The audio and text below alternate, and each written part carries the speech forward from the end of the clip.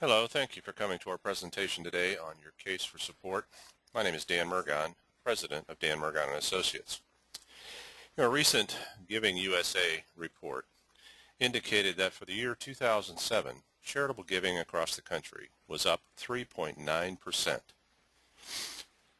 Many ministries we've talked to have not seen that kind of return, and are wondering if possibly it's their message.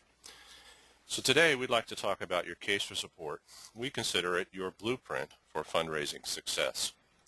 In this presentation we're going to cover what a case for support is, where it fits into your overall organizational development, what's included in a case for support, what happens if you don't have one, and how you go about getting one that works. So let's begin by understanding that a case for support is an internal document that captures the official message about your ministry. It forces you to think of things in a public relations focus. And it also forces you to write down your message. It becomes the basis for all of your future communication tools like direct mail and websites and donor events and individual cultivation. One of the main benefits is that it creates a consistency of message within your staff, board, and volunteers. Anybody who's speaking on behalf of the ministry certainly needs to be singing from the same sheet of music. Case for Support does that. But most importantly, I believe, is that it illustrates or helps you illustrate God at work through your ministry, or the impact God is having on the people that you serve as you steward this ministry into the future.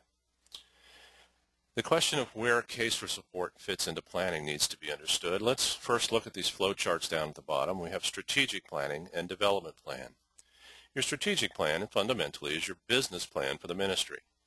What your mission, vision, and values are going to be, the assessments of the environment and your strengths, weakness, opportunities, and threats, planning for your programs and how you're going to deliver your services, understanding what outcomes you expect and how you're going to evaluate whether or not you're reaching those goals, what your budget is, how you're going to manage the donor information and the funding, and how you're going to administrate this whole process. Hopefully that becomes a document that you write that everybody works from. After you've figured out your business plan, you create what we call your development plan, and that's how you're going to get this strategic plan funded. The first piece of your development plan is the case for support. From that case for support, then, you have your communication plan, how you're going to acquire new donors, how you're going to speak to your annual donors, how you're going to work with foundations and corporate giving programs, how you're going to cultivate major and planned gifts. So thinking of this sequentially, your strategic plan is your operations, how you're going to manage your staff and what resources you're going to need, and what are your internal benchmarks and goals. Your case for support then is your public relations view of life, and it explains for the world why you're worthy of funding. And then your communications plan is the tactical, how you'll get this message communicated and cultivate donors piece. The components of a case for support really begin around the idea of answering the question, what is the problem you're trying to solve, or what is the people group you're trying to reach, or things like that. It forces you to understand the reality of the need. It then also pegs your place in the solution as a credible purveyor of the answer, and then speaks to why you're worthy of financial partnership when maybe there's other ministries doing similar work. The second element or component of the case is looking at your mission, vision, and values from a public relations focus. It's critical that your mission and vision be community connecting, things that get people excited, that if you're doing your mission, reaching your vision, being these people, using these values, the value to the community gets them excited if we're saying it from a public relations perspective.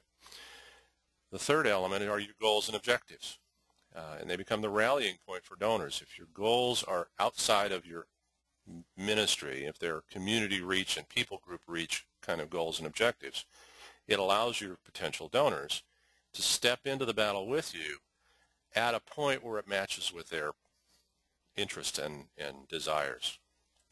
You also then have a segment for programs and services, and it's not necessarily a catalog of what your programs are as much as it's illustrating through this program the fingerprints of God. And then fourth or fifth here, you need the finance, governance, and staffing piece that shows that the staff, the leadership, the whole governance model, the way you're funded is all about credibility.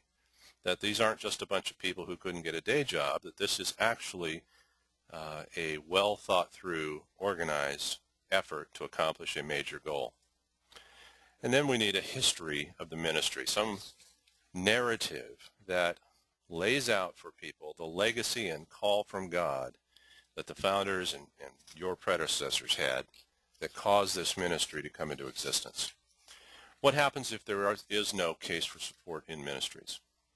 Well, first of all, you end up with what's called message creep, or lack of clarity, with all the different people that could be speaking on your behalf. It really is critical that everybody sings from the same sheet of music. We've said that. Second, without a good quality case for support, it's hard to train volunteers, board members, new staff people, and get them to clearly understand what you do and why you do it. But here's the biggie. Donors want proof these days that their investments are actually getting results. And so when we go back to the Giving USA study and we see that giving on a national level is going up, if it's not going up in your particular account, it may be because of the messaging.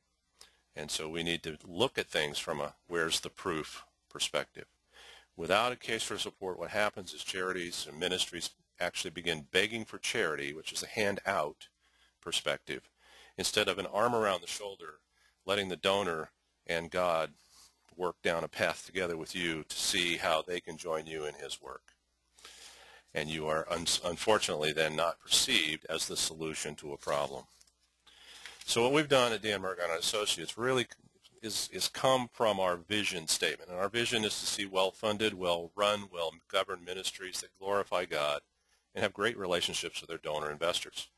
To do that, most ministries we're talking to need a new, fresh, compelling case for support. So to help you get one, we've developed a plan, and we have understood that there are two levels of ministry opportunity here. In other words, if you're a startup ministry with less than $250,000 of income, we have a standard flat fee of $5,500, and that gets you one on-site comprehensive planning day and up to 5 months of online meetings to complete your document, so that it's affordable and effective, and you can work with us at a pace and an affordable level that doesn't break the bank.